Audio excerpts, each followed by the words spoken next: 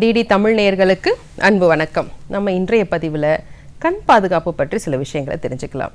இந்த உலகத்தில் இருக்க அருமையான விஷயங்களை நம்ம பிம்பங்களாக மாற்றி மூளையின் பதிவுகளாக கொண்டு போகிறோம். அப்போ அந்த கண் அப்படிங்கிறது எவ்வளோ ஒரு முக்கியமான உறுப்பு, நம்ம உடலில் மிகவும் அழகான உறுப்புனாலும் அது கண் தான்.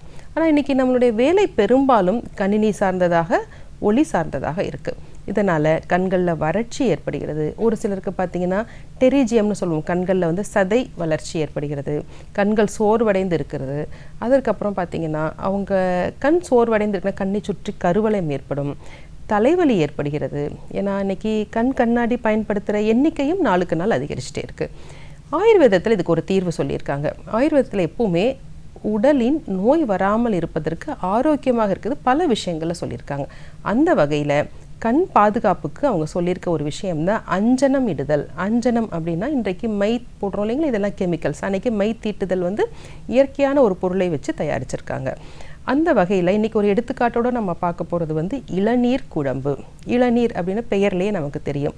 அப்போ இதில் இருக்க மூலப்பொருட்கள் பார்த்திங்கன்னா இதில் திரிபலா இருக்குது, அதற்கு பிறகு கொஞ்சம் இந்துப்பு இருக்குது, அதற்கப்புறம் எஷ்டி மது இருக்குது, எஷ்டி மதுன்னா அதிமதுரம் இருக்குது, தேன் இருக்குது, இளநீர் இருக்குது, அதற்கப்புறம் மரமஞ்சள் அப்படின்னு சொல்லுவோம். இது எல்லாமே இருக்குது. இதையெல்லாம் ஒரு கஷாயமாக பக்குவப்படுத்தி ஆயுர்வேதத்தில் குறிப்பிட்டுள்ள ஒரு மெத்தடாலஜி படி தயாரிப்பாங்க. இது டிராப்ஸ் வடிவில் வருது. இதை அன்றாடம் நம்ம பயன்படுத்தலாம். இது என்ன செய்யும் அப்படின்னா, கண்களில் ஒரு சொட்டு விடும்போது நல்லா மை போன்று திக்காக தான் இருக்கும்.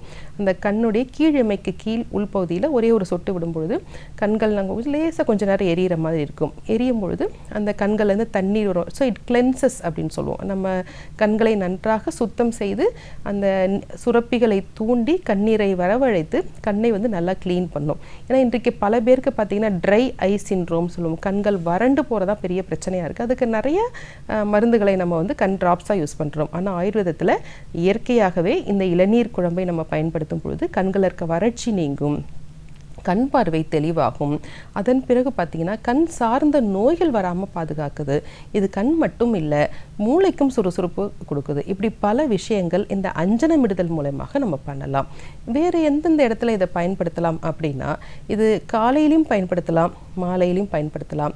நம்ம கேட்ராக்ட் அப்படின்னு சொல்கிறோம் இல்லைங்களா, கண்களில் புரை ஏற்படுதல், அதோடைய ஆரம்ப நிலையில் இது பயன்படும்.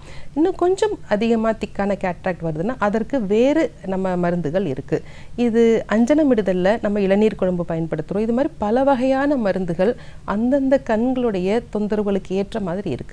இது மட்டும் இல்லாமல் கண்களை கழுவுதல் சிகிச்சையும் சொல்லியிருக்காங்க.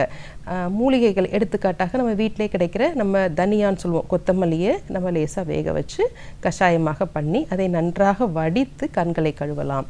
திரிபலா வச்சு கண்களை கழுவலாம். இதை நம்ம ஒரு அன்றாடம் ஒரு கடமையாகவே செய்யணும். எப்படி நம்ம பல் துலக்குதல் செய்கிற மாதிரி நம்ம அஞ்சனமிடுதலையும் தினமும் கண்களுக்கு ஒவ்வொரு டிராப்ஸ் இருக்கும்போது பிற்காலத்தில் அவர்கள் கண் சார்ந்த பிரச்சனைகள் வராமல் பார்க்கலாம். இப்படி கண்களுக்கு இளநீர் குழம்பை நம்ம தினமும் பயன்படுத்தும் பொழுது நம்ம கண் பார்வை தெளிவாகுவதோடு மட்டுமல்லாமல் நம்ம கண்களுக்கு புத்துணர்ச்சியும் கொடுக்கும். இதற்கு கூட சின்ன சின்ன விஷயங்களையும் நம்ம பார்ப்போம். எப்படின்னா பாத அபியங்கம்னு சொல்லுவோம், அதாவது கால்களுக்கு எண்ணெய் தேய்த்து மசாஜ் கொடுக்கறது அப்படிம்போம்.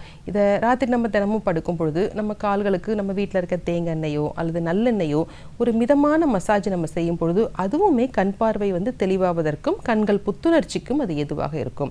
வாரம் ஒரு முறை ஏனும் தலைக்கு எண்ணெய் தேய்த்து குளிக்க வேண்டும். ஆயுர்வேதத்தில் தினமும் சொல்லியிருக்காங்க.